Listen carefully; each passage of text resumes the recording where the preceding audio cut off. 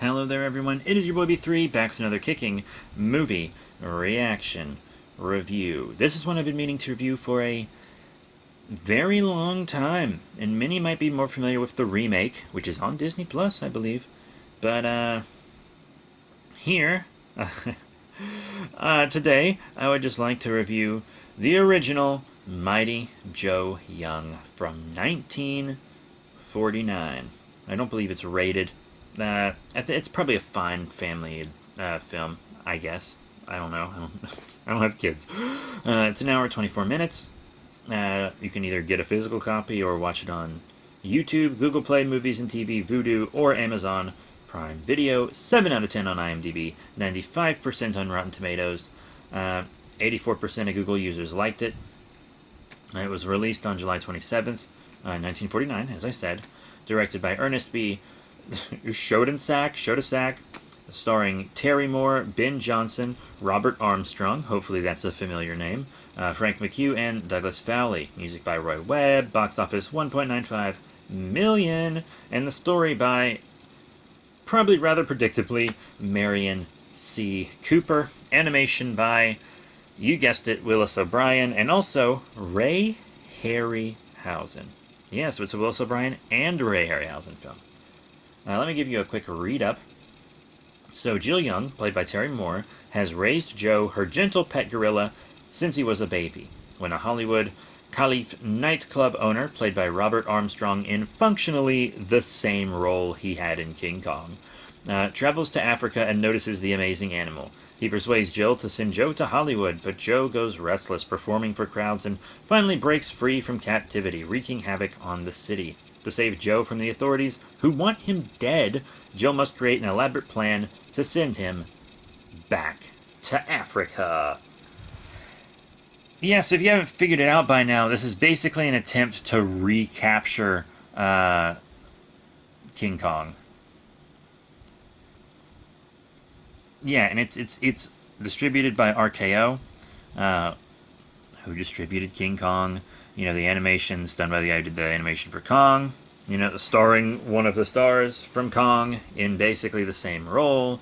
Very similar story.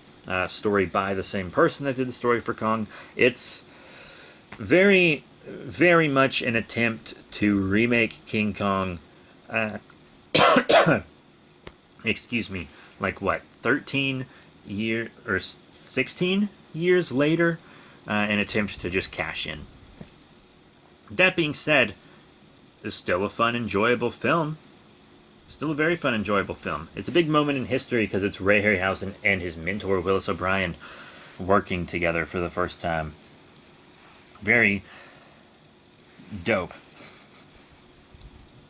So yeah, as you can see here, Mr. Joseph Young, as they sometimes call him, is an oversized gorilla. He's not Kong-sized, but he is oversized. He is brought to Hollywood, where he's treated like absolute garbage, and when he breaks free and stuff and kind of runs amok a bit, but doesn't actually hurt anybody, the courts decide that he should be put down, but then everyone that has worked with Joe is like, we're not going to do that. We'd rather get him back to Africa and go to jail for it than have him put down and go about our lives, which is kind of admirable in a way.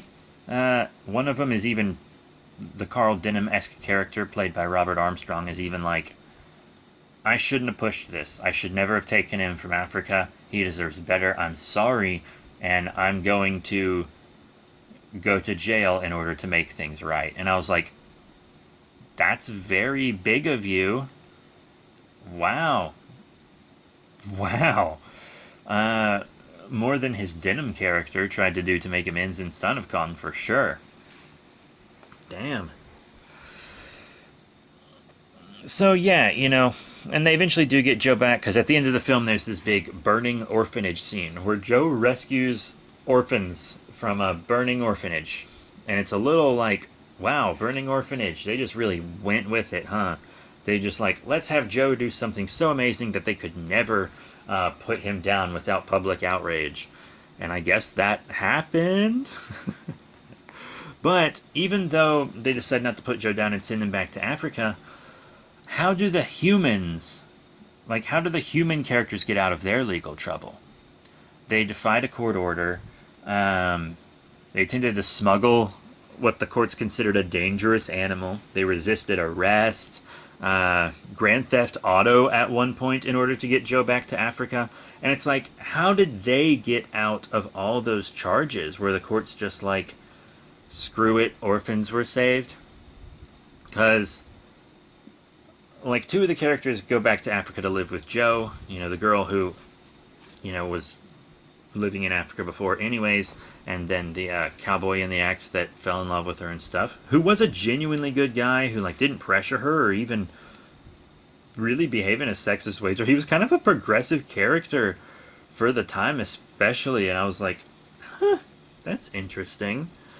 That's very interesting how, like, he just like a really good, genuine guy, and you couldn't even really tell he had feelings for her until she, like, confessed her feelings for him, and then he was like, okay, I guess it's okay to feel these emotions and show them. And I was like, wow. He didn't, like, sexually harass her like the male lead in It Came From Beneath the Sea does. I was like, that's really neat.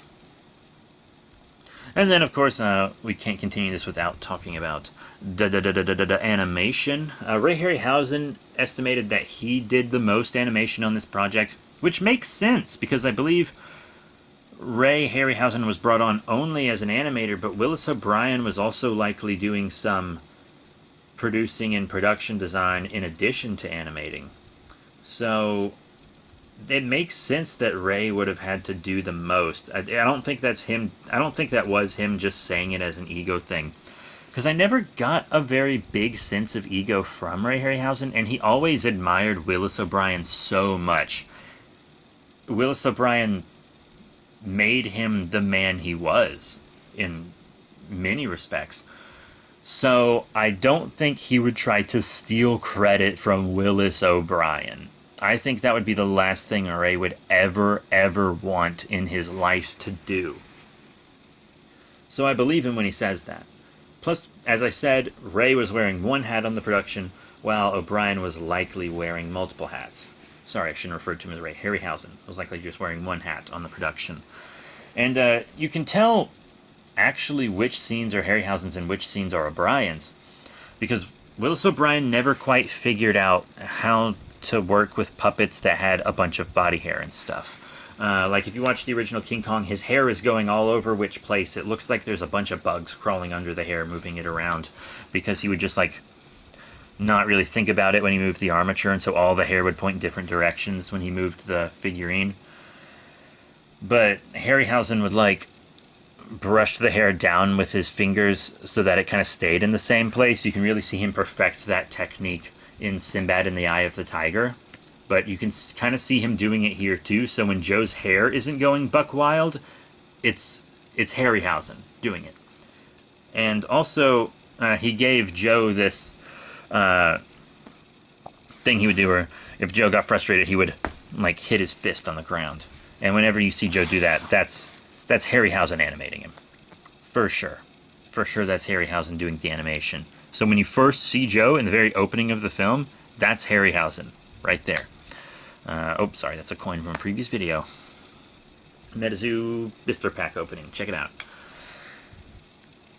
But yeah, so that's pretty cool. And it had a more expressive, more human-like face on the Joe armature as well. I really like the puppet they used. But yeah, you can definitely tell that Harryhausen did most of the animation in this one. And it's pretty impressive. It's still pretty impressive animation to this day, to be honest. It's hard to not be impressed with stop motion. It's just hard not to be. It's so... You have to respect it. Even just the time it takes alone. Even if someone does a bad job, but they still took the time it would take to do a good job, and maybe they just haven't perfected the skill yet, you still got to at least respect that. And at this point, Harryhausen, trying to be respectful here, was already doing such a great job just privately. And now he was doing it publicly on the big screen. absolutely fantastic. So the film is fun. I think it's a fun family adventure film. It's very, very obviously trying to recapture the love people had for Kong and make Dank Bank again. It's very obviously trying to do that. But even so, I think it's well made for the most part.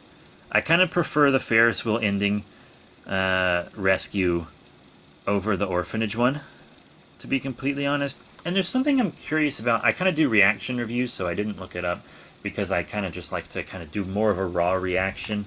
All the behind the scenes stuff I knew just because I knew a lot of the behind the scenes stuff for this movie before I even saw this movie.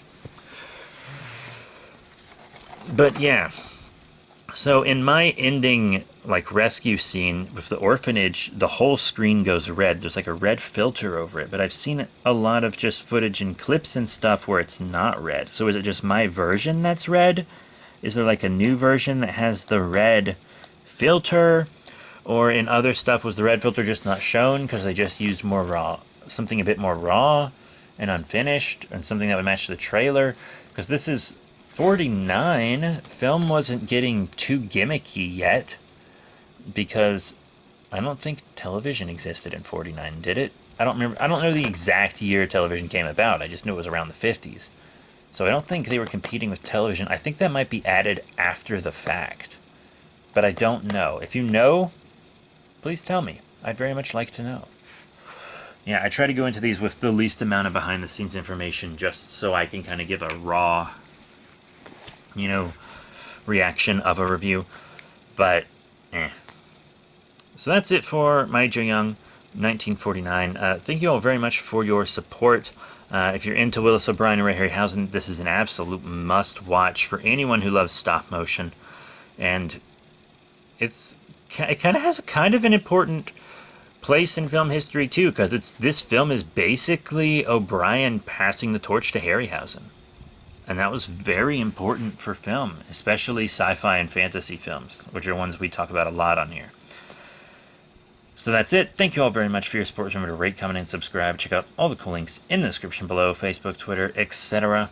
I got many more reviews coming, many of them stop motion. Psycho Gorman, Three Worlds of Gulliver. I got Nightmare on Elm Street 2, Friday the 13th 4. I got a lot of stuff on the way, and I think you're all going to love it. So that's it. Thank you all once again, and I'll see you all next time.